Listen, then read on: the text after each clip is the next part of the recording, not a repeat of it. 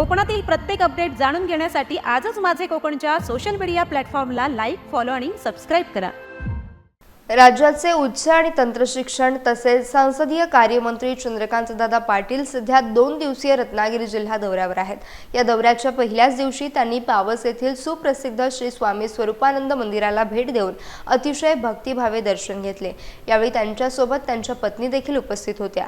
मंदिरात आगमन झाल्यानंतर रत्नागिरी जिल्हा परिषदेच्या मुख्य कार्यकारी अधिकारी वैदेही रानडे आणि विजयराव देसाई यांनी मंत्री महोदयांचे पुष्पगुच्छ देऊन उत्साहात स्वागत केले। यावेळी पाटील यांनी स्वामींच्या समाधीचे दर्शन घेऊन मनोभावे आशीर्वाद घेतले आणि मंदिराच्या परिसरातील विकास कामांची तसेच व्यवस्थेची आस्थेवाईकपणे पाहणी केली। रत्नागिरीच्या आध्यात्मिक भेटी दरम्यान त्यांनी उपस्थित स्थानिक प्रशासकीय अधिकाऱ्यांशी तसेच ग्रामस्थांशी थोडा वेळ संवाद साधला। राज्य सरकार आता अवैध बांगलादेशी घुसखोरांविरोधात आक्रमक पवित्रा घेताना पाहायला मिळतोय। राज्याचे उच्च आणि तंत्रशिक्षण मंत्री चंद्रकांतदादा पाटील यांनी उपमुख्यमंत्री एकनाथ शिंदे यांच्या भूमिकेचं समर्थन केलंय। अवैध बांगलादेशींवर कठोर कारवाई करणं ही काळाची गरज असल्याचं त्यांनी यावेळी स्पष्ट केलं। अतिशय योग्य आदेश त्यांनी काढला, याची अतिशय कठोर अंमलबजावणी केली पाहिजे। आज पुण्यामध्ये फर्ग्युसन रोडला चला 90% 80% फेरीवाले बांगलादेशी आहेत।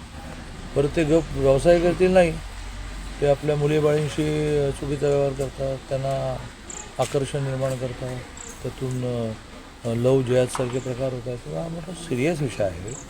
पुण्यात आता भारतीय जनता पार्टी सत्ता आली आहे, मध्ये 4-5 वर्ष प्रशासक राज होतं। आता मी आणि प्रामुख्याने माननीय मुख्यमंत्री महोदय देवेंद्रजींनी त्या सगळ्यांना आदेश दिला आहे की बिलकुल चालणार नाही। मी एकदा कारवाई झाली 8 दिवस थांबतात, पण येऊन बसतात।